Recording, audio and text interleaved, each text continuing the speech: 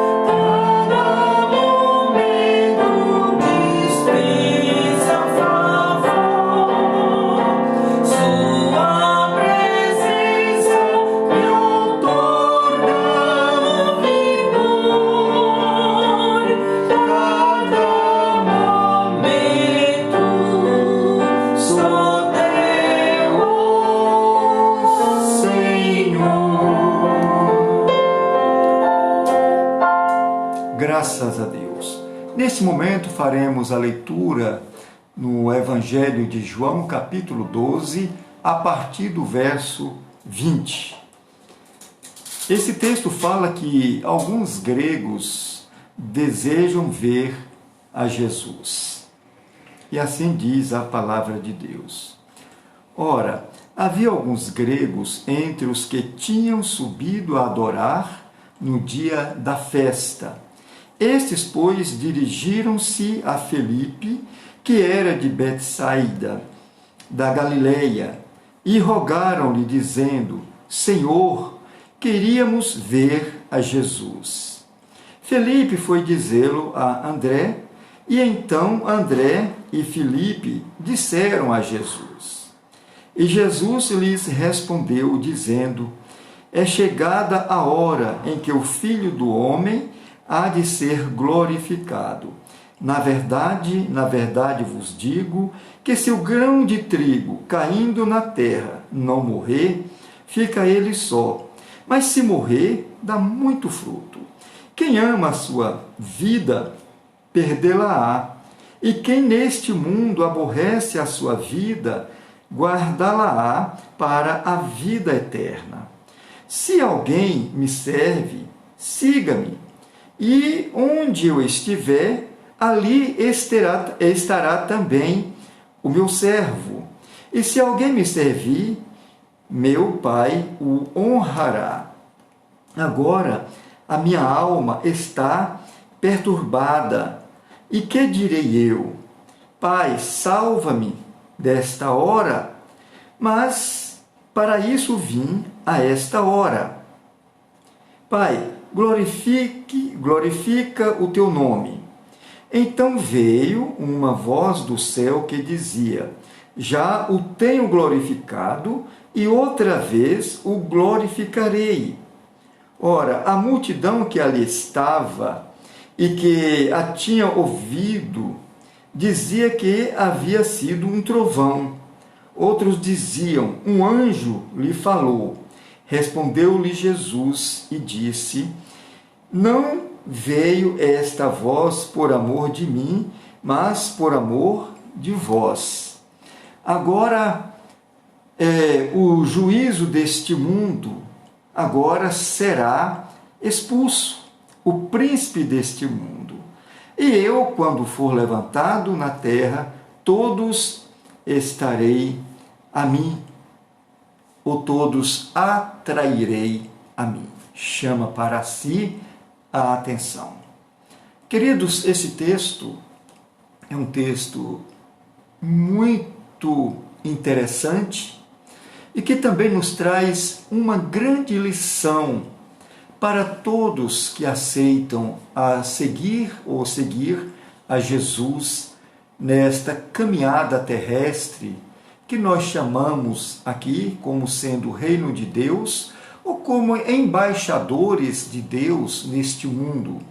Então, esse texto nos chama a atenção de uma forma que muitas vezes parece uma incógnita, né? Ele fala sobre o grão de trigo caindo na terra. Se ele não morrer, fica ele só. Mas se ele morrer, então dá muitos frutos, ou traz vida abundante. Esse texto nos sugere o seguinte tema, dentro do que nós falamos aqui, morrendo para viver. Tá? Então, eu falei de um incógnita, né, que nós podemos sentir de acordo com o tema e de acordo também com a própria palavra do Senhor Jesus.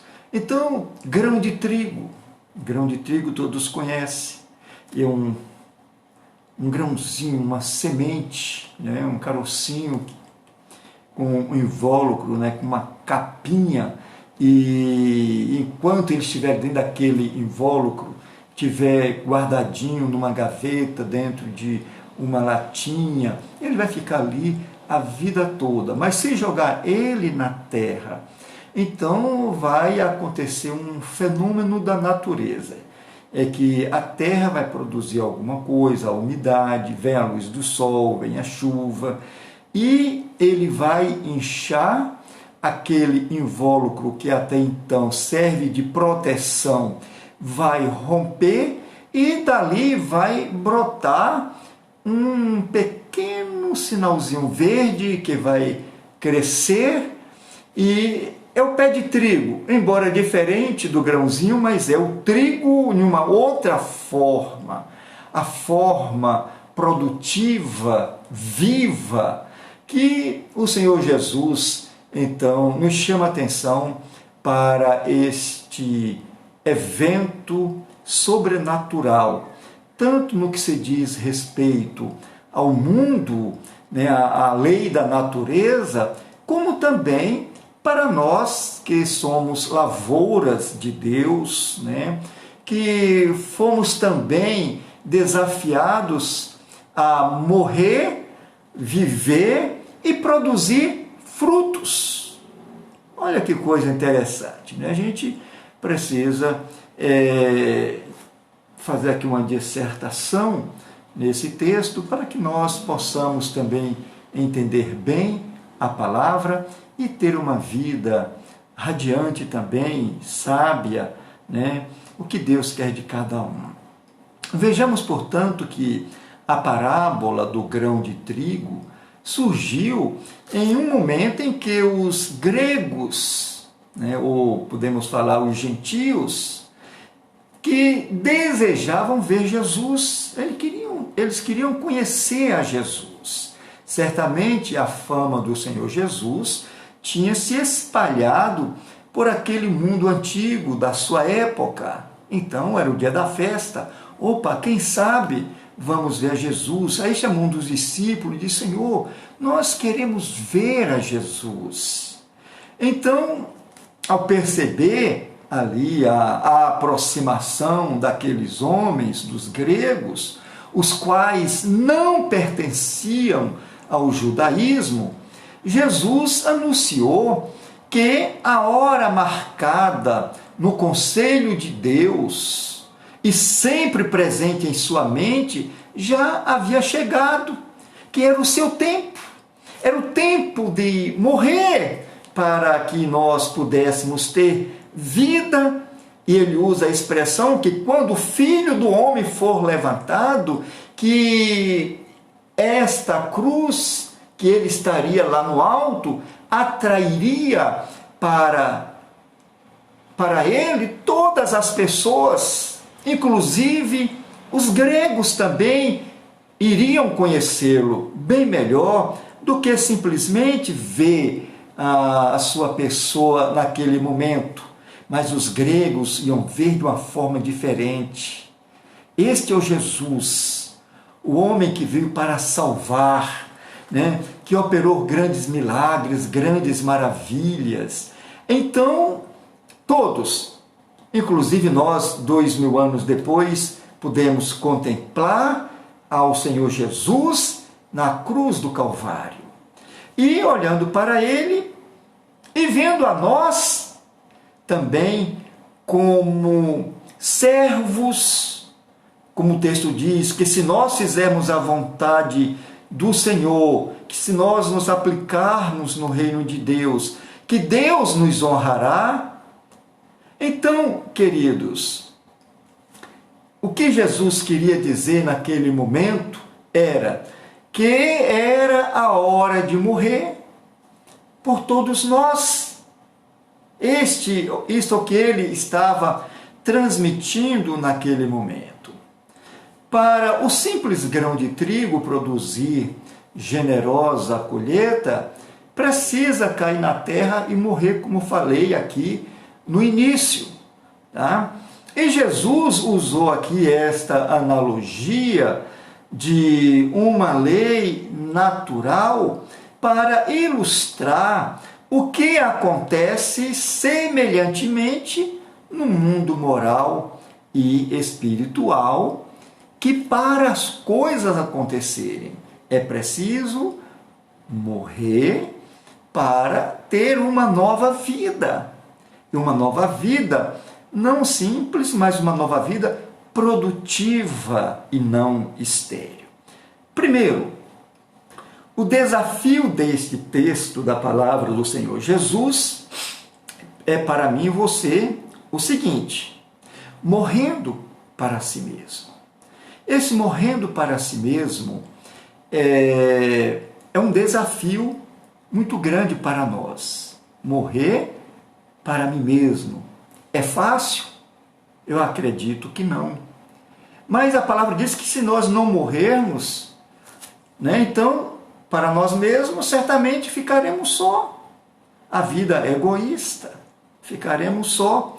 Mas se nós morrermos para nós mesmos, no sentido aqui de um entendimento de priorizar a Deus, o reino de Deus em nossas vidas, então veremos um resultado positivo diferente. Então, voltamos aqui. Quando entendemos o tamanho do amor de Deus por nossas vidas, o seu sacrifício por nós, é impossível vivermos para os nossos próprios objetivos. Tem gente que nasceu e vive para si e vai morrer para si mesmo. Em tudo que se faz é para si. Não tem espaço para mais ninguém. Não tem espaço para o reino de Deus, não tem espaço para o nosso irmão, para os nossos amigos. Então, isto é muito difícil de sermos honrados por Deus. Então, vejamos que recebemos de Deus o convite para seguirmos os passos de Jesus. Jesus veio com o propósito de implantar o reino de Deus, e nesse propósito ele se deu, né, vamos dizer assim, morreu para si, para que outros tivessem vidas, e vida em abundância. Então, seguir os passos do Mestre é morrer para si mesmo, é abraçar o reino de Deus, e quando abraçamos o reino de Deus, não é simplesmente em questão de santificação, de nos separarmos de todos e agora viver uma vida bem, né, casta, separadinho ali, como diz o nordestino no Caritó, só para ser visto e contemplado. Não! Nós, seres humanos que somos chamados para servir, nós somos pessoas normais, tá? Temos os mesmos sentimentos dos demais, amamos as pessoas, né? Eu gosto muito daquela expressão do apóstolo Tiago, que quando ele fala sobre Elias, ele fala que Elias, aquele homem tremendamente maravilhoso, era semelhante a nós, é sujeito às mesmas paixões, que nós temos paixões, temos desejos, temos fantasias, temos sonhos, temos projetos, temos tudo isto. Mas, dentro desse contexto geral, é preciso que venhamos a priorizar o reino de Deus. E quando eu falo em priorizar o reino de Deus, é estar também à disposição de outras pessoas, de servir, de amar, de entender as pessoas, né? E viver uma vida comum. Então, queridos, é impossível viver uma dupla personalidade no reino de Deus em qualquer tempo de sua existência. Ou você vive para Deus, ou vive para você. Está entendendo? Quando você vive para você, aqui nesse sentido da palavra, é quando você exclui tudo e só existe você e mais ninguém. Mas é claro que você aqui é você tem que ter também as suas prioridades no sentido de família, no sentido de trabalho, de profissionalização. Agora Deus tem que ser primeiro em sua vida. Entendeu, amados? Então, o primeiro desafio aqui da palavra é morrendo para si mesmo. Segundo, morrendo para o pecado. E o que é o pecado? Pecado é quando nós não acertamos o alvo. Deus estabeleceu um alvo para nós. E toda vez que a gente mira, né, como diz, né, estica lá o arco e errou o alvo, pecamos. Deus é a prioridade em nossas vidas.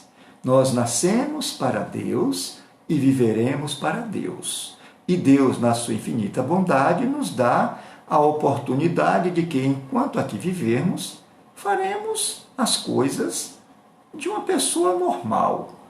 Embora ele seja um homem, seja uma mulher, seja um médico, seja um advogado, seja um pastor, um padre, seja quem quer que seja, ele tem que ter também a sua normalidade. Haja vista, ninguém ainda foi para o céu, tá? Mas o segundo desafio é morrer para o pecado. Nós não podemos mais servir a Satanás. Se nós antes fazíamos isso e vivíamos para isso, agora nós temos outra prioridade, que é servir a Deus. Assim como Jesus viveu para a glória de Deus, entregando a sua vida por nós e nos libertando do poder do pecado, o Senhor Jesus também nos convida a termos uma vida que também glorifique ao nosso Pai celestial, nosso Pai eterno. E a vida que glorifica a Deus, amados, é você viver neste mundo como ser humano que você é, como pessoas, como diz Tiago, com tudo aquilo que compete ao ser humano, mas também viver para a glória de Deus. Nós precisamos servir a Deus, louvar a Deus, adorar o Senhor, contribuir para o crescimento do seu reino, mas não apenas contribuindo no sentido de manter ou de orar, de falar, mas de fazer também a obra. Quantas pessoas fazem a obra de Deus? E Jesus mostra na sua genealogia, enquanto muitos só querem mostrar as pessoas bacanas, veja que Deus usou lá no passado a Tamar, a mulher que se prostituiu com o sogro. Jesus é da descendência dela, descendeu dela, ele faz questão de aparecer ela lá. Fala também lá da mulher que era uma prostituta, que vivia lá em...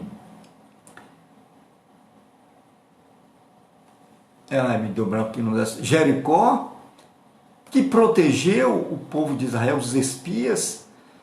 E essa mulher, Raabe, agora me lembrei o nome dela, Raabe, Deus usou a Tamar, usou Raabe, usou tanta gente que também tiveram uma vida comum como seres humanos, mas porque essas pessoas, apesar de tudo que elas eram, elas deu a Deus a prioridade. Eu quero servir ao Senhor e vou dar-me de mim mesmo para o reino de Deus. E assim fizeram e assim foram honradas, e nós também assim seremos honrados. Aí eu faço aqui uma pergunta. Você já pensou em colocar Deus em primeiro lugar em sua vida? Uma pergunta simples de fazer, mas também uma pergunta que se deve trabalhar para que isso aconteça em nossas vidas. Jesus disse da seguinte forma, ele disse ao Pai, o Pai eterno: passe de mim este cálice, sem que eu beba. Todavia não seja como eu quero, mas como tu queres. Jesus estava ali diante da morte de cruz. Como ser humano, ele temeu, viu as dificuldades, já sentiu a dor antes mesmo de os cravos penetrarem em suas mãos, em seus pés, de serem martirizados. Tá? Entretanto, apesar de tudo, morrer ou sair da vontade de Deus, ele preferiu morrer na vontade de Deus. Então ele disse: seja feita como tu queres, não como eu quero. Porque o querer dele era fugir da morte. Mas ele deu prioridade ao querer de Deus. Você poderia também pensar assim? É um grande desafio.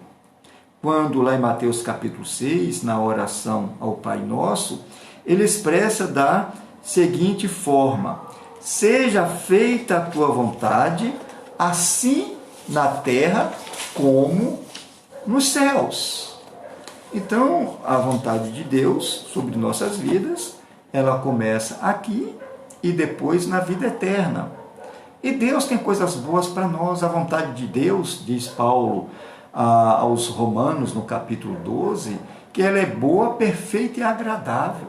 Então, certamente, por mais que às vezes achamos que os nossos desejos são mais importantes, nós entendemos, mediante a palavra de Deus, que teremos um viver agradável, um viver bom, porque a vontade de Deus é boa, perfeita e agradável. Então, e que essa vontade seja feita tanto na terra como no céu. Jesus se entrega ao Pai de corpo e alma. Esse é o nosso desafio. Terceiro, morrendo para o mundo. Verso 27. Tá? O próprio Senhor Jesus reconheceu que o mundo não creu nele e que tanto ele quanto os seus discípulos não faziam parte deste mundo. Eles não faziam parte deste mundo. Não é assim que a palavra diz? Estamos no mundo. João capítulo 17, na oração sacerdotal, o Senhor Jesus diz o quê? Que nós estamos no mundo, mas não somos do mundo. Por isso o mundo não nos aceita. É um estrangeiro, e somos estrangeiros em terra estranha. Estamos aqui com uma missão, como embaixador do reino de Deus aqui neste mundo. Temos uma missão. Viemos com uma missão, com um propósito. E isto, amados, nós não podemos perder de vista. No meu trabalho como pastor, eu tenho esta missão de pastorear, de levar a palavra de Deus, de orar, de ajudar, embora com todas as minhas fraquezas, como eu falo sempre, as minhas fragilidades, as minhas carências, eu tenho Deus no meu coração. Procuro fazer a vontade de Deus. Estou longe da minha terra, longe do meu povo, estou aqui, tive que constituir um novo povo, uma nova família, que é a família central de Praia Grande, e estou aqui pelo reino de Deus. E estou me dirigindo a você nesse momento por causa do reino de Deus. Então a palavra de Deus precisa ser anunciada. Você que trabalha, você pode no seu trabalho também, caprichando naquilo que você faz, que sabe fazer muito bem, como médico, como advogado, como motorista, como uma cuidadora, como uma diarista, como um contador. Você vai fazer o seu melhor, também lembrando que você tem como prioridade o reino de Deus. E Deus não vai te afastar das tuas atividades. Veja que Paulo, mesmo o apóstolo Paulo, ele aceitou o grande desafio de fazer a obra de Deus e fazer com excelência. E a Bíblia diz que Paulo era construtor de tendas, fazia tendas para sobreviver. Eu, por exemplo, eu sou pastor, prego a palavra de Deus, mas eu também sou um terapeuta e trabalho como psicanalista clínico e como analista de sonhos. Eu faço isto, mas a minha prioridade é o reino de Deus. Então, embora tenhamos as nossas dificuldades ou tantas atividades, não podemos perder de vista o reino de Deus. Tá? Então, quando Jesus fala que ele reconheceu que o mundo não creu nele, é uma verdade. E ele vai dizer por quê? Que tanto ele quanto seus discípulos não faziam parte deste mundo. Então, amados, esta era a consciência de ser apenas um embaixador do reino dos céus aqui na terra. É a consciência que devemos ter como embaixadores de Deus aqui na terra. Que o mundo não vai nos aceitar, que o mundo não vai crer. Quando nós cometemos falhas e pecado, todo mundo bota o dedão e nos condena. Por quê? Porque todo mundo pode fazer tudo e todas as coisas. Então, a gente tem que entender que não somos deste mundo, tá? Embora vivemos neste mundo. E como vivemos neste mundo, temos as nossas necessidades, temos as nossas carências, né? Temos fome, temos sede, queremos casar, queremos formar uma família, queremos comprar uma casa, né? Construir uma casa, comprar um carro, fazer viagem. Isso faz parte da nossa vida como seres humanos. Mas o reino de Deus tem que estar presente. Concluindo aqui a nossa palavra, né?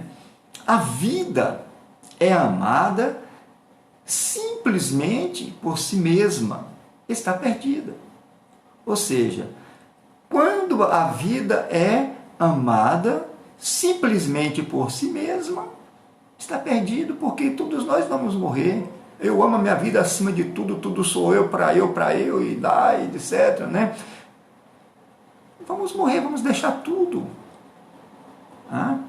O egoísmo e amor próprio nunca resultam em abençoada colheita divina. Nós precisamos viver para o outro, para o reino de Deus. Mas se está perdida, se a sua vida está perdida no sentido de fazer o bem, estar de outros, essa vida perdida será salva e mantida por Deus. Então, o que vai nos fazer a diferença é quando nós nos dedicamos também a outras tantas quantas pessoas necessitam de nós. Às vezes nós somos tão, né, que queremos até dar mais, às vezes até atrapalhamos a vida do filho, que não deixa nenhum filho pensar, nenhum filho fazer, queremos, né? Às vezes tem aquela coisa que o pessoal fala de paternalismo, a gente quer ajudar tudo, né? Mas eu acho que é até melhor assim do que ser omissos, né? Então vejamos que se vivermos para nós mesmos, viveremos em vão. Mas se vivermos para Cristo, viveremos outra vez, pois seremos ressuscitados com Ele para a vida eterna. E Paulo escrevendo aos Coríntios, lá no capítulo 11, verso 23, 24, 22, por aí, ele vai dizer uma coisa interessante. Quando fala sobre o pacto com Jesus, né, a celebração da ceia, né, daquela renovação da nossa aliança com Deus, né, porque o grão de trigo não pode se afastar da terra, não pode deixar de produzir. E o Senhor Jesus fala através do apóstolo Paulo o seguinte: fazer isto em memória de mim. É o que nós devemos fazer em memória do Senhor Jesus. Tudo que a nós foi dado aqui, o privilégio de sermos úteis, tudo para o reino de Deus. Para Ele são todas as coisas. Tá bom, meu amado irmão, minha irmã querida. Para Ele são todas as coisas. A minha vida, os meus talentos, meus sonhos, meus projetos. O Senhor Jesus tem que estar incluso em todos eles. Que Deus te abençoe grandemente nesta noite. Tenha uma noite de paz, uma noite de alegria, de descanso. Vamos orar a Deus? Pai querido, em nome de Jesus, em cuja presença estamos, nós te adoramos, nós te engrandecemos, porque o Senhor é o nosso Deus. O Senhor se faz presente em nossas vidas. O Senhor tem planos para nós, tem pensamentos para nós, tem propósito para nós. E nós estamos aqui debaixo de um propósito teu, Pai. Louvado e exaltado seja teu nome, Senhor. Usa a minha vida para a glória e honra do teu nome, apesar de todas as minhas falhas, de todas as minhas fragilidades, a fragilidade de um grão de trigo. Usa, meu Deus, para a honra e glória do teu nome. E me dá a oportunidade de ser forte, de fazer a tua obra, Senhor. Assim nós oramos pedindo a tua presença conosco. Te peço também por aqueles que estão enfermos. E nós apresentamos neste momento a irmã Isabel, o irmão Vicente, o irmão Geraldo, a irmã Cida, o pastor Adolfo, que vai se submeter a uma cirurgia do seu joelho. Oramos também pelo nosso irmão